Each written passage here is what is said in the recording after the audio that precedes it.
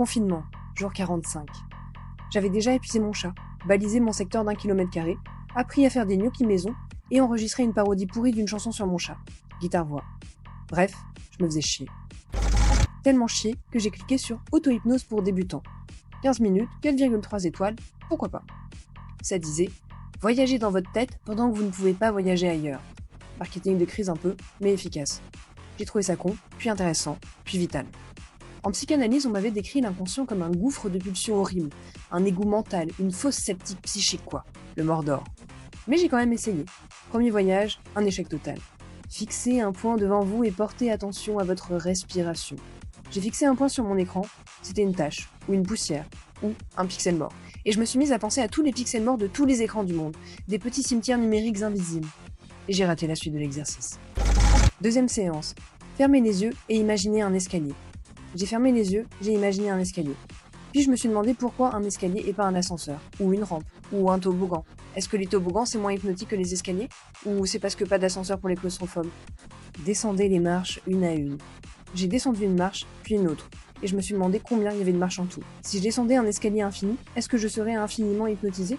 Est-ce que je pourrais hypnotiser des gens en leur faisant croire qu'ils ont descendu plus de marches qu'ils n'en ont réellement descendu? Et du coup, est-ce que ce serait de l'arnaque? Bref, je me suis perdu. Troisième séance, j'ai recommencé le truc de l'escalier, sans me poser de questions existentielles sur les toboggans. Et en bas de l'escalier, il y avait une porte. Je me suis demandé si je devais frapper, si c'était impoli d'entrer dans son propre inconscient sans s'annoncer. Et j'ai ouvert. Et là, surprise, mon inconscient. Coucou. Pas un monstre, pas un sage, pas un égout, pas un gros ça freudien déchaîné. Plutôt un guide touristique bizarre avec un sens de l'humour douteux. Il m'a parlé. Enfin parlé. C'est plutôt des images, des sensations, des impressions, comme quand on essaie d'expliquer un rêve mais qu'on n'a pas les mots. Et il m'a montré des trucs sur moi, des trucs que je savais sans savoir que je savais. Des trucs pas toujours intéressants, de pourquoi j'aime les chaussettes dépareillées, pourquoi j'ai peur d'être assise à l'arrière d'une voiture mais pas devant à la place du mort, pourquoi je suis accro à l'odeur de la lessive. Il était bizarrement sympa, mon inconscient. Pas sympa, mais sympa à sa façon, avec sa logique propre.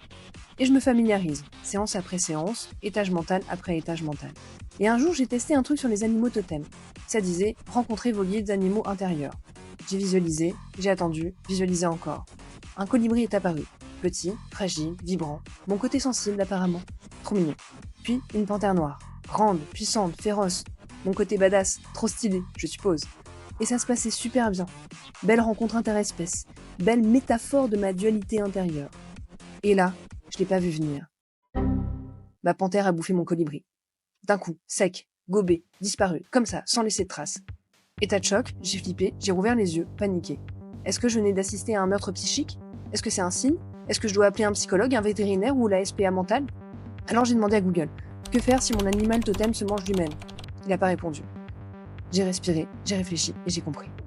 Ma force dévorait ma fragilité. Mon pouvoir engloutissait ma sensibilité. Ou un truc dans le genre. J'ai continué l'auto-hypnose.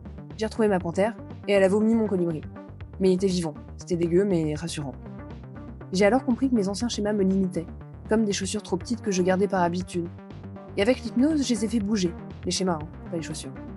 J'ai arrêté de dire je suis nulle quand je rate un truc. Enfin, j'ai essayé d'arrêter. J'ai arrêté d'essayer d'arrêter et juste, finalement arrêté. À ne plus penser, je ne mérite pas, mais pourquoi pas moi? À ne plus croire, c'est impossible, mais plutôt, est-ce que ça vaut le coup d'essayer? Et ça a marché. Tellement bien marché que j'ai voulu en faire mon métier. Formation, certification, installation. J'ai appris des mots compliqués, des techniques sophistiquées, des protocoles bien structurés. J'ai acheté un fauteuil confortable, le diplôme bien encadré et une voix très pro. Premier client, un type angoissé.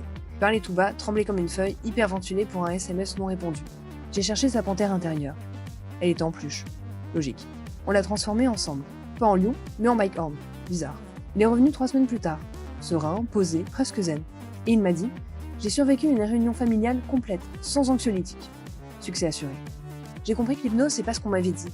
C'est pas des pendules, c'est pas des claquements de doigts ou des « vos paupières sont lourdes ». C'est juste être le guide touristique dans la tête des autres.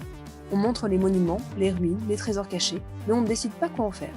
Aujourd'hui, mes clients voyagent dans leur inconscient, découvrent leur propre bibliothèque bizarre, rangent leurs étagères mentales et réconcilient leurs panthères et leurs colibris.